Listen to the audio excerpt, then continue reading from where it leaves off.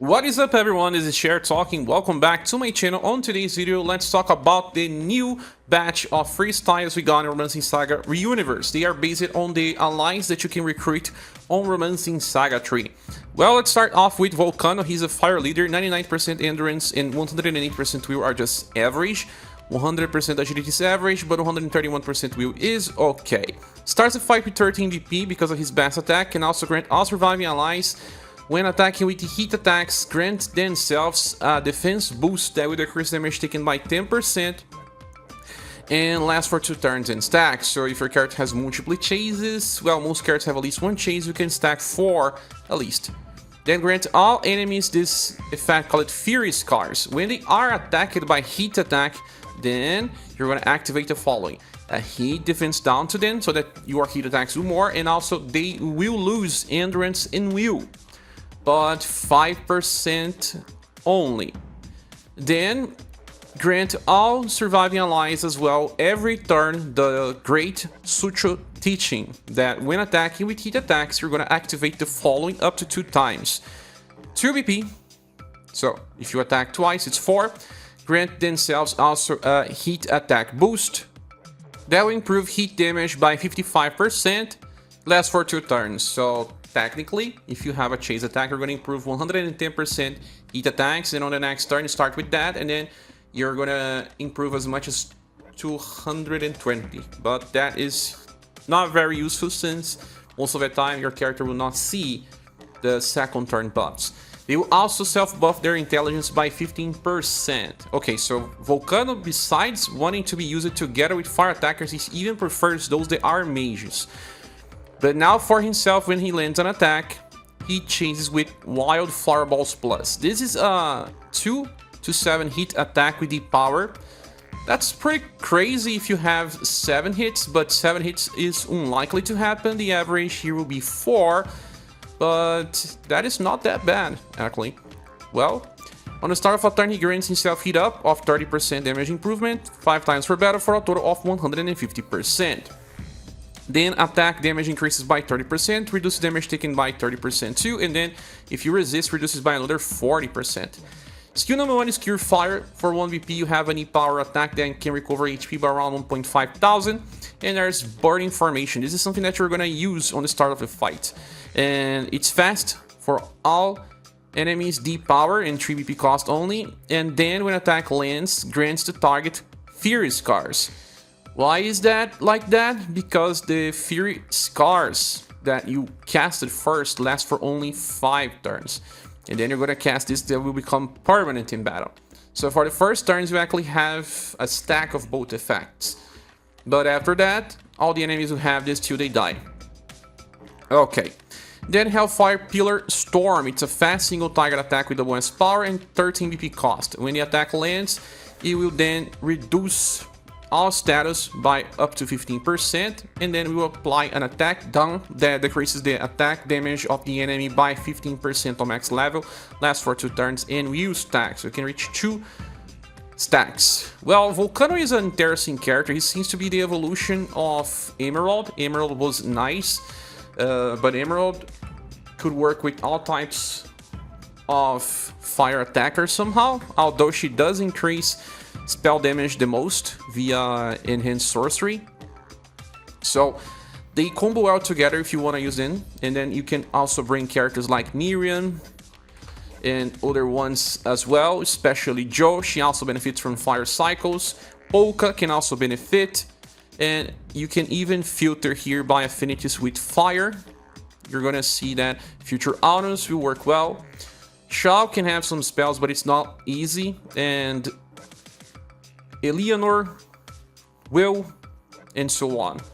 Okay, so the interesting aspect about this character is that we can still do some good damage while offering support, but it's more restricted when you think about the elemental type. Magical damage and fire damage will be restricted, and he is better designed for remembrance, to be said. I believe that he will work super well there if you have mages with fire attacks, but he can also be used anywhere else if you have other specialists. The Next Firebringer will also work super well with him, but the current one can also work, but he is a little too old. Like I said, Eleanor and Irian and Emerald are better companions. Because it's hard to make squads around Volcano, he would have had received a 4 out of 5. He does not need to use any inheritance, he comes ready to pack some damage. Now the next character would have been Leonid, and he does have strange status. He is actually a spellcaster, but only 122% intelligence, 100% agility, and still has 101% STR for inheritance of MR's attacks. 82% endurance is ridiculous, and 100% will is also bad. Then he starts to fight 13 BP because of his best attack. He also, on the start of a turn, casts himself an action order up so that he tries to be faster than anyone, even when he is using attacks that are not fast. So it's innate in order for you to try to fight versus bosses that also keeps using action order up. But some of them will also have fast attacks. Then he grants all enemies this blood mark, that when they are hit by shadow damage, it will activate the following. Defense down 10% for 2 turns and stack. Will also debuff the enemy's dexterity and intelligence by 5%. That is cast on all enemies, so all of your characters that use shadow attack will benefit from that. So Leonid is a shadow leader. When he himself lands an attack, he recovers 1 BP and also grants all surviving allies a defense boost that decreases damage taken by 10%, but just for that turn only. It's not really good. When he lands an attack, he will always change 2 times with Night Prison. This is interesting though, because this is a 6-hit E-power attack with shadow damage. Well, Kihachi can reach 8, but he still has some gimmicks behind. This guy can already do this from turn 1, so that is 12 hits, and he also works super well with Dolores because of the shadow element, although he doesn't have Slash. When landing on an attack, he also self-recovers HP. He attacks 3 times, so that would be around 1,200 healing, and also recover another BP, so he actually recovers 2 every time that he attacks. That means 6, and then another 3 by the end of a turn for a total of 9. He also grants himself an attack boost that improves damage by 10% for 2 turns. That will be 30 and then 30 on the other turn.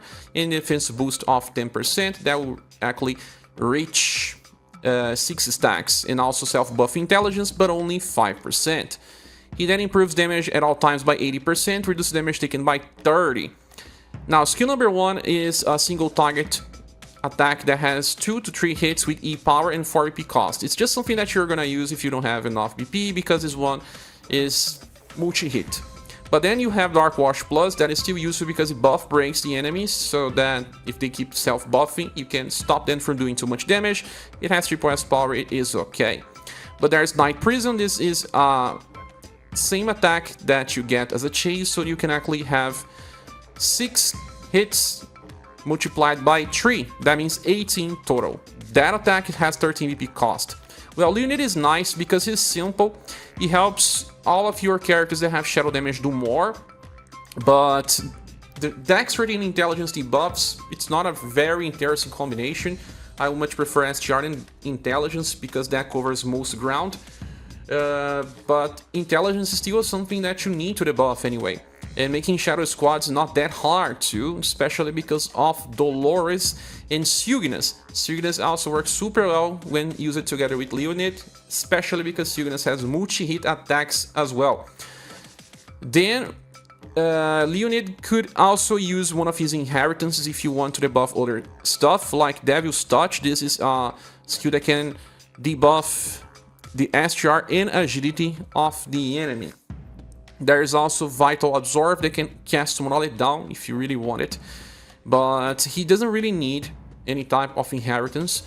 There is this other skill that gives him Glass of Blood that will recover HP once and then cast Heat Up, and everyone else gets this Revitalize one that has 25% chance to heal and get BP. I think it's too old for current game. Anyway, Leonid is simple. He just does good damage, not on the same type of Cygnus or Kihachi, but those characters have the highest rate, 5 out of 5s. Leonid is 4.5 in my opinion. The next one will be Undine, and Undine has Very low endurance, 88%, and will is 100%, then 126% intelligence alongside 92% agility. Nothing here is really that high. She starts the fight with 14 BP, and she also grants all surviving alliances attack blessings. When they use cold attacks, they will self-cast a defense boost of 10% that lasts for 2 turns in stack. So, again, if your character has at least one chase attack, they can get up to 4 stacks of this to decrease damage taken. At the start of a turn, she also grants Great Gamble Teaching 2 times for that turn.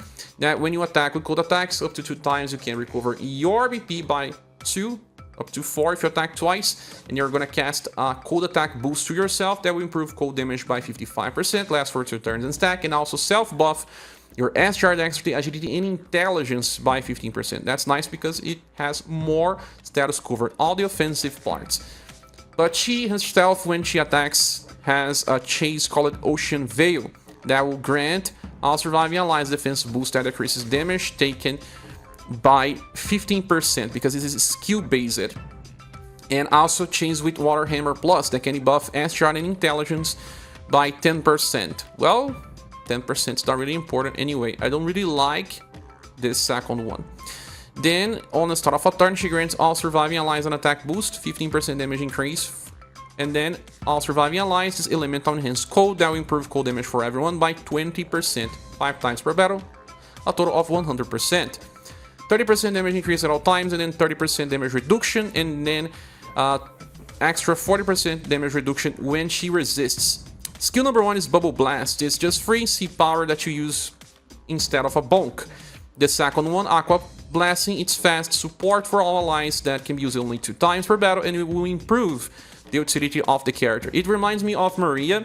She will cast Great Gamble Teaching so that you can then get extra BP, cold attack boost, and self buff when using cold attacks. It's still very specific. She will also grant all surviving allies defense boost that will apply a 35% damage reduction for 4 turns, and they will also get an extra 20% cold attack boost. As you can see, this is full support. It helps in fights that you can clear in 10 turns, for example. It's not really game changing. If the enemy is removing your status buff, at least the cold attack boost can be used to speed up damage. The third one, Triple Jet, is a fast single target attack that hits 3 times random enemies with E power only. But when the attack hits, she also grants all surviving allies this cold attack boost. 25% on max level, so 3 times can be 75% total. 14 BP is a little too much, and she will have to rely on her triggers to get more. It may still not be enough so that she can actually use this every turn.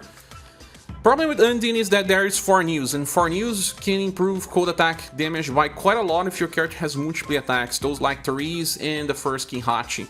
And the way that she works, the defense boost that she offers are not that great. If she had something else to give the party that would be active at all times, it would be a little better.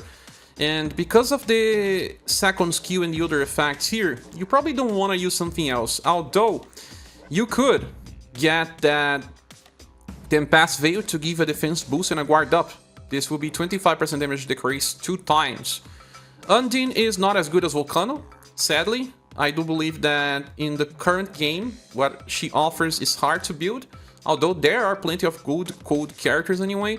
Still, Specialist is hard to use, and she will receive a 3.5 out of 5. Then the next one will be Flurry, and we have here a character with 104% endurance and 110% will. And then 92% intelligence, 97% agility. As you can see, nothing here is high. Okay, on the start of a turn, he grants all other surviving allies Crystal Glow, that when they land cold attack, they will self-buff all status by 15%, up to 2 times. And then an Elemental Enhanced Code. So, 5 times per battle, but this thing here will trigger each turn. And then, after activating the Crystal Snow is his second skill. Support fast, and you can choose one ally. He can also trigger it from Throne's Candy. That is support fast all allies. The all allies version can only be used once per battle, and it will give a cold attack boost of extreme effect, a defense boost that decreases damage taken by 35%. It will also give 2 stacks of Crystal Glow for just that turn, Also, will fully recharge Overdrive Gauge for 2 turns. And then this is just for other surviving allies. And himself gets 5 damage blocks for only 1 turn. So those buffs are strange. I like the large defense boost and the extreme cold attack boost. This is for everyone. But it feels like besides the Overdrive Gauge that charges twice, the other effects should be able to be used more times, and that's not what happens. He does not recover the usage of this skill. And then he has the One Alive version that he gives everything besides the damage block. So I don't know, I don't like it.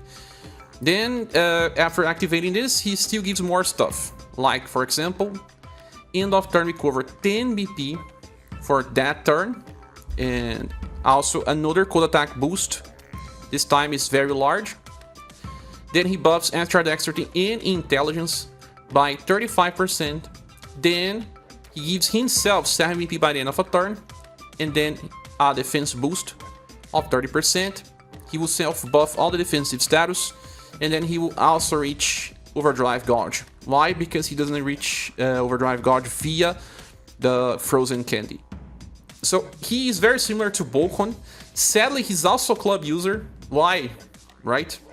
He does not do damage at all. There is this first skill called Ice Needle, and that is terrible. It's just 1 BP cost, deep power, and can debuff enemies' intelligence.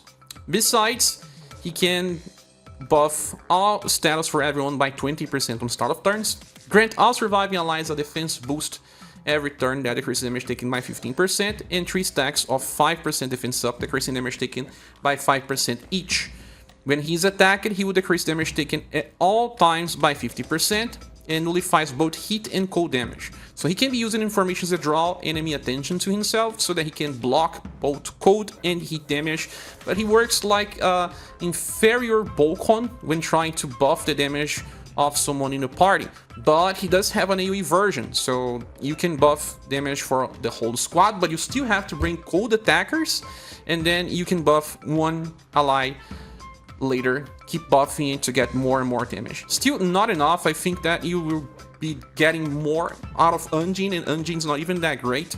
So Flurry is really skippable if you were pulling for him. Non-essential in bringing for fights, especially his club on Remembrance. You don't have much cold damage, and that would be 3 out of 5 or even a 2.5. Moving on to Rukh, we have here a 125% endurance and will, 101% SGR alongside just normal status for everything else. He decreases damage taken at all times by 40%, and then again by 40%. On the start of a turn, he always gets 1 damage block and buffs endurance and will by 20%. He does have self-recover HP about 1.5 thousand, and also enters taunt stance, and also gives all surviving allies stealth. That's just like formal stance from Julian. And when an ally is attacked, he has a 50% chance to take that ally's place and reduce damage taken. That is the same value as Diva. He also grants all surviving allies Club Link, that when they are equipped with a club, activates the following. They will then cast Hidden Art Club for everyone. Hidden Art Club increases club damage by 30% for 2 turns. As you can see, there's no limit to this. If you are using someone like Tatiana, she can trigger this 3 times, for example. And then also buff all surviving allies status by 5%. That's actually pretty nice, because on Remembrance battle, he's working on full potential all time. He can be used as a taunt tank for Megalith Dragon, but also works super well versus Roadblocker and versus Hana Warrior. When he is attacked, he grants all surviving allies Hidden Art attack for club. So people that have clubs will do more damage.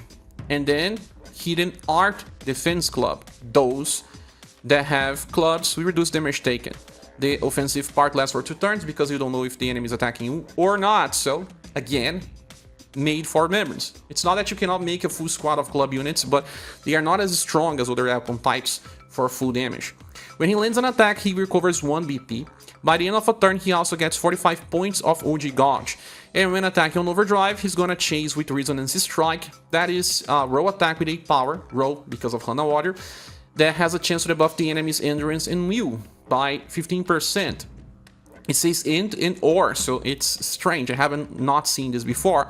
You can also apply stun. Why? Because this is useful versus road blocker. Then he also chases with Hell's Will. It's a triple S power attack, roll base, again versus Hana.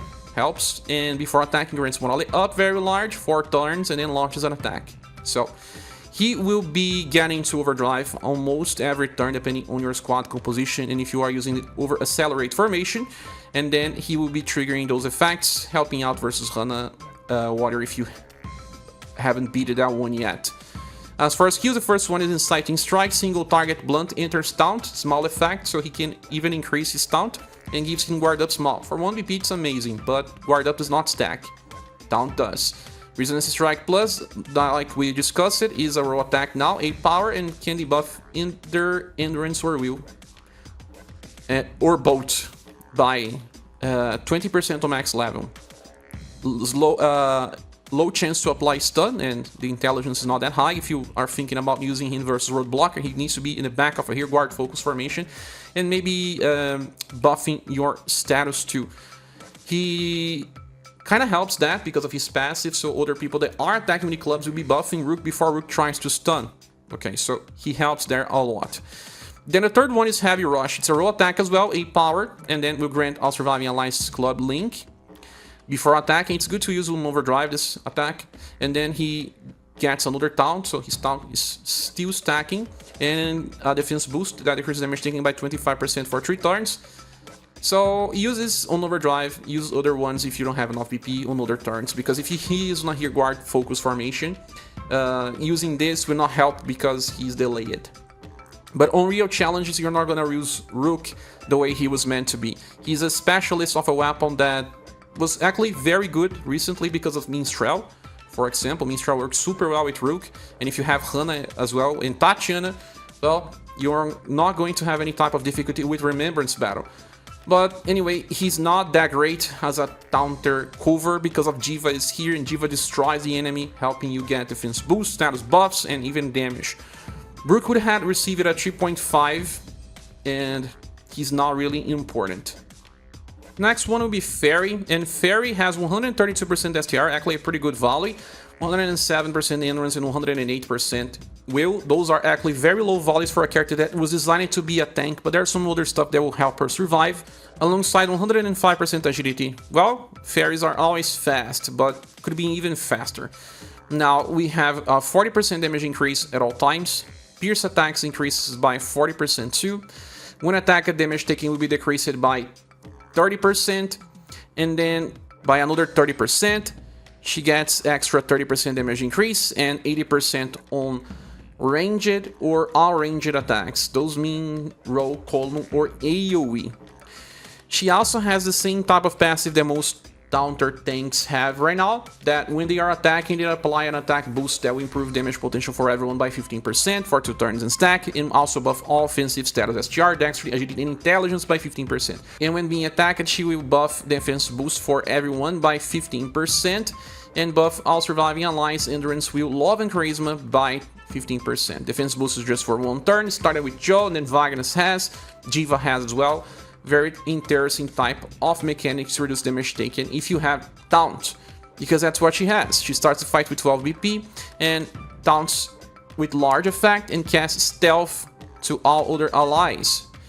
Because her taunt is for 4 turns, this is an evolved version of the mechanic that started with Julian, and it was medium for 2 turns only. She also recovers extra 3 BP for a total of 6 per turn. When attacking, she always chases with Spinning Trample. That is a C-power AoE attack that has Pierce and Blunt. And when being directly attacked, it will reduce damage taken in counter with Floral Spin. Floral Spin, it's an AoE Pierce and Blunt attack as well, has B power and grant an attack boost of 10% only that lasts for 4 turns for all allies. Well, it can stack if you get too many counters, but it's not that strong. It works on Hana Water because on Hana Water they attack way too much, so you're gonna trigger lots of defensive buffs when being attacked, and then when you counter, you can get some attack boost that will eventually stack, but Faerie is there more for survival than for just pure damage. But, well, at least she does have some extra effects, like skill number 1, Taunt Lens has Taunt, and it's free. It's AoE as well. If you don't have AP, you're gonna use. Floral spins the attack that you get as a counter, and it's here reaching 15% attack boost, Piercing Blunt, B power. But the best one is the third, Green Spear Guard. It's AoE and it casts 2 damage blocks in a Guard Up Extreme, so that you use this to reduce damage taken on the start of the fight usually. That will help do counters when you are taunting the enemy, but the skill does not recharge, as you can see. So Faerie works on Remembrance, and you're not going to use her outside of that. Damage is not good enough. Even Julian from the other banner does much more as a type of counter. Faerie is made to help you with Hana Warrior fight. Can also work versus the Megalith Dragon, but even then you can do more damage with other strategies. But anyway, the boss attacks so many times that casting defense boost and buffing endurance with love and charisma still helps. So Faerie is a remembrance bait and would have received a 3.5 out of 5. Would have had received a 4 out of 5, but would still be easy to skip since her design is similar to other counter tanks. Then the next one will be Boston, that has 129% SGR, 124% agility, so he's an Marts user, and has 90% endurance and 97% will. He also starts the fight with 13 BP and feels Overdrive Gauge to use his best attacks. Also on the start of a turn gets heat up. 5 times 30% means 150% at the end. And when landing an attack will change 2 times with Pincer Cross. That is an S power attack that grants all surviving allies a defense boost that decreases damage taken by 15%. And because this one lasts for 3 turns, that means that you can actually reach as much as 6 stacks of 15%. That's not bad. When attacking on Overdrive, he's gonna chase with Pincer Quartet. That is a 4-hit deep power attack with Blunt and Cold. Yes, he's a Blunt and Cold specialist, so that is okay attack. Not really strong as other Blunt and Cold attackers though. Now, at the end of a turn, he gets 45 points of OG Gauge because he's so much better when attacking on Overdrive. When he lands an attack, he also recovers HP by around 400, gets 1 extra BP, and grants the target defense down, decreases defense by 10%, and debuffs the enemy's intelligence by 10%. So he's also an intelligence debuffer. He also gets weak hit ups, that increases damage by 50% when landing weak attacks, up to 4 times. That means 200% damage increase at the end. So his damage eventually reaches good potential, and he does have this Pincer Cross and Pincer Quartet, but he's not a nuker, he's more of a hybrid. Skill 1 is Frozen Kick, Blunt and Cold damage for free and deep power, so that you don't use a normal attack. Second one, Lobster Assault, is a single target attack with Blunt and Cold, can only be used once, but before attacking grants the user Pincer Lock On. That is a way to grant all enemies weak marker, Cold defense down. That's good because it will mean that if you use cold attacks, you're going to do more damage, and he can also use it together with people like Undine and Fornews and ScherBR. The defense value will be minus 10% per hit. Then the third one is Pincer Quartet, the same one that he can use on Overdrive, that hits 4 times with deep power, blunt and cold damage.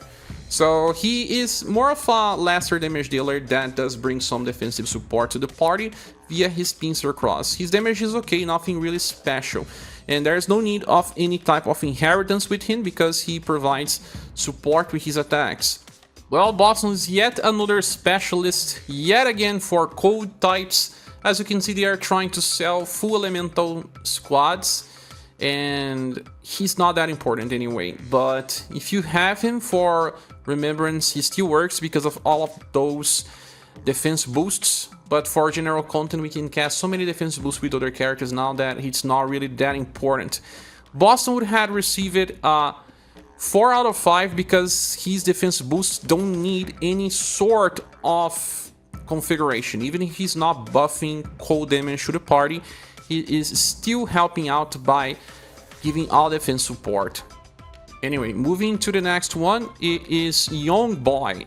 Young Boy has 140% 5% SGR. That's a very big number, but 99% endurance, 110% will, and 93% agility. Other status don't matter too much, but his will is safe. Starts the fight with 11 BP just because of his best attack, and then on every 4 turns counting from the start of battle, you activate the effects 3 times only. So turn 4, 8, and 12. It will be Tenacious Strike. He gets an extra chase that is called Dark Blade. Dark Blade is a 4S power attack with slash damage. He will also cast Heat Up that increases damage potential for everyone by 30%, and also a defense up that reduces damage taken by 20%, both for the whole fight. The defense up is very nice, but it's strange that he has to wait so much to give this. Made for very long fights, so turns 4, 8, and 12, he will improve the sustain, the damage, and even his own nuke potential. When he attacks, he already has at least 1 chase with Dark Blade Plus, so at least 1 guarantee, and can get another 3. Imagine 4 chases with 4S power attack would be nice. Then after activating Demon Killing Slash, that is his second skill. 11 PP cost, triple S power, and gives him an extra 4 slash medium that improves the slash damage by 50% by the end of calculation. Lasts for 2 turns, and it's important because you're gonna switch between other attacks. When you use this one, you restore the usage of Fatal Strike by 1. Fatal Strike is the 3rd skill that you're gonna use in between. It's single target and can only be used once at start. Before attacking, grants the user Tenacious Strike. After attacking with this, Demon Pending Slash will be activated. That means that he will then attack 4 times, critical versus Demon and Undead, and grants the enemy a defense down of 10% for all types. That lasts for 2 turns. So 4 hits of S power that can decrease the defense of the enemy. A very nice attack, and you can cycle between the 2nd and the 3rd skill to do even more damage. So he does have very strong nuke potential. Does not beat Kihachi when Kihachi is well used, but comes closer to the sustain that Signas gives you, but takes more time to give that. But you can use them together if you want, and Young Boy combos super well with Diva if you want to use him together. His skill number 1 is called Rotation Slash, and it's a fast single target attack that also gives himself an attack boost of 15% for 2 turns. It's just an easy attack to use because it's free.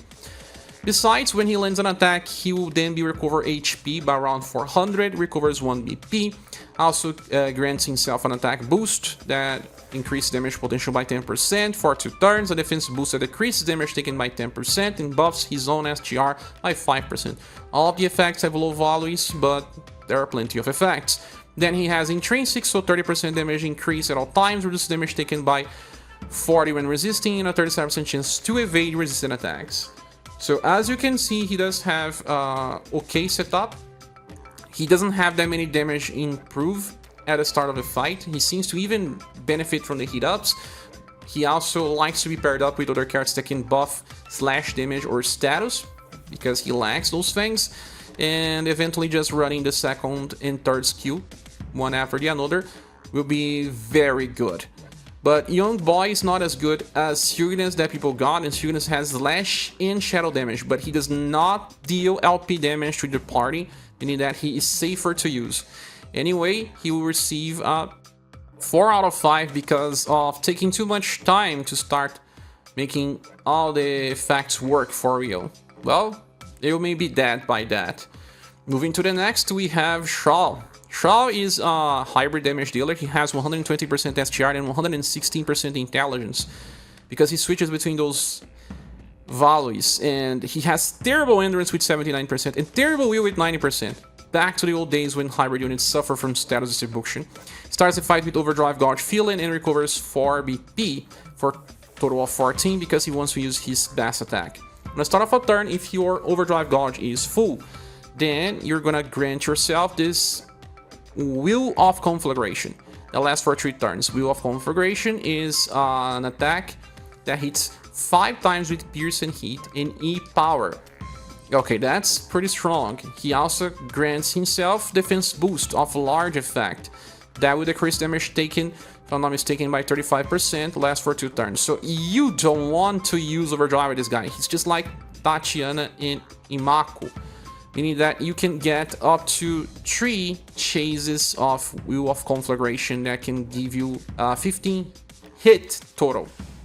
That's super nice. And he also becomes better defensively. If you decide to use Overdrive, he would then recover HP for all allies by around 1,500, and then by the end of that turn, he's going to get 25 points of OG Gauge till he gets back to full OG. But then he will lose his damage potential. Don't do that. One thing that I didn't say is that he needs to land a weak attack in order to chase. That's the same thing that happened with Tatiana in the past. But for Remembrance, where he was designed for, you always landing weak attacks. He gets a heat up of 20% on the start of turns for a total of 100% damage increase on turn 5 onwards, and also gets extra 3 BP for a total of 6. Then he has a 30% damage increase at all times, 30% for pierce attacks, 30% for heat attacks, so a total of 90% because all of his attacks have double elements. And when he's attacked, damage taken is reduced by 30%. Alongside a defense boost, he can try to survive better, but he still dies a lot on me when I'm using him. Very low endurance and will. Need buffers. Skill number 1 is Fire Arrows Plus. That is a single target attack with heat and pierce. This one is spell based, so he needs to use a spear with the fire element. It's free to use, and you're gonna use if you don't have VP for something better. But he wants to use that Crimson Slicer attack if you are using him versus only one enemy, because this is a pierce and heat attack with 4S power, 14 VP cost though. That gives him a pierce and a heat attack boost. Each boost improves 55% damage, so it is 110% when you consider that all of his attacks have both elemental types. So when using this and chasing 3 times with that attack that has 5 hits, you're gonna get an opener that increases the damage of 15 other hits. Well, I do believe that Charl works well if you are using him together with other specialists that gives some sort of weak point to the enemy, so that you can keep decreasing the defense of the enemy with each new hit of Charl. 15 hits, it's still pretty okay. He also has another attack that is a setup versus the Hana Warrior fight. It's roll based, hit and pierce as well, and gives him a pierce and a heat attack boost of 45% this time around for 10 BP, so it's cheaper. Well, Charl only has 6 BP per turn, meaning that it is hard to keep using his skill number 3. You're gonna need external sources to allow him to use the attack all the time. Well, Charl damage is nice when you know how to use him. That is to not use Overdrive. He also has inheritances, and he does give this heat defense down that could theoretically be used as well as an opener, because it attacks 3 to 4 times and gives heat defense down, so that all of his other chases can also improve. He also has Bird Song that can be used as an AoE stun, but his intelligence is not that high. He can be used in the Here Guard Focus formation with other characters that are buffing intelligence theoretically. And there is also Burning Descent that is AoE, hits twice if you decide to do so. But the other version of Charl can also give you endurance and will buff when you are hit to the party. So it's a little better defensively, but both versions are a little too old now. They both died on me on Remembrance. Anyway, he's all about the damage now, and he's selfish. It's just doing pierce and heat damage, at least it's double elemental. Well, Charl is not as good as Imaku and would have probably received a 4 out of 5. Now, the next one will be Muse, and she's the last one. She has only 88% endurance, but 105% will, only 88% agility as well, and 114% intelligence, but higher love and charisma to compensate. On the start of a turn, she enters herself a stealth stance, so she doesn't want to be attacked, and she buffs all surviving allies' ailment resistance buff by a very large effect. I don't know what that means, sometimes it works, sometimes it doesn't. She also buffs all surviving allies' wills by 5% and recovers her BP by 2, but it's just to self. When other surviving allies being attacked, she grants herself Prayer of Cold Union. That on the start of a turn, the next turn, will grant all surviving allies a cold attack boost of large effect. That will be 45% damage increase for cold, and will also buff all surviving allies' will by 5%. So it means that you want to use her in formations that other characters are attacked. Well, she has stealth, she won't be attacked as much, and if the enemy uses an AoE attack, you're gonna trigger this. The cold attack boost is nice because This can be used somehow like for Muse version. You can trigger many times, but only if the enemy is attacking way too much. Muse helps you deal with the Hana Water fight if you are using a full mage squad that has cold damage. See how it is hard to build something like this. By the end of a turn, she cures all surviving allies from status ailments. That is really great. That is if the enemy haven't killed you yet, because most of the ailments reduces your defenses to 0. That's right. She also has Super Screw Guard. As long as everyone is alive, she decreases damage taken for everyone by 30% and improves their damage by 10% too. She also reduces damage taken to herself again by 30% and then again by 40. By the end of a turn, she recovers HP by around 2000. That's right. As you can see, she doesn't have damage. It's all about support. Skill 1 is Pure Drop. It's a free attack that can recover HP for everyone by around 500. And then Prayer of Treatment is a recover single target spell that grants 3 damage blocks, but there's no limit to the turn. So could be useful here and there, but it's single target, and single target healing in 2024 is not really good. Then Rising Aqua is a single target cold attack with a power that before attacking grants a user Chain Prayer. That when you activate an attack, she chases with Bela Girung Ice. That is a single target attack with Cold and Pierce that hits twice with C power and will recover HP with each hit. That would probably be around 1000 in those turns. So she barely does any damage and she'll be healing twice. Twice is not that high anymore since we have many characters that can heal for small value instead of 2 times very small. It's half the value of small. So her healing is not that great, and what happens is that she can help you increase cold damage by being hit and trigger wheel buffs as well, and try to apply resistance versus ailments and cleanse allies by the end of a turn.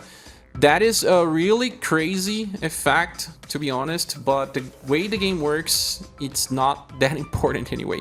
Muse would have been a 4 out of 5 that could be easily skipped.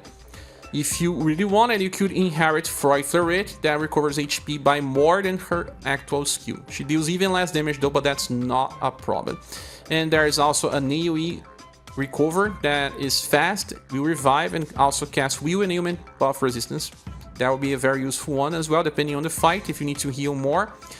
Or you could use Spray of Heavenly Light, that is support and fast, removes debuffs, buffs the status by 25%, recover a little bit of HP, and then cleanses ailments while buffing ailment resistance. Even then, Muse is not easy to use because the game's asking for way too much out of a character, but if the enemy would try to debuff your wheel way too much and still apply ailments, I could see Muse being used there. She would have been 4 out of 5 easy to skip because of the game design and nothing else. With that said, this is the end of the 10 character video. That's right, very long one, sorry I could not make it even faster. So I'm making this just for celebration. You can use this character if you want. I hope you enjoy the ride, and say here in the comment section what you think about this all.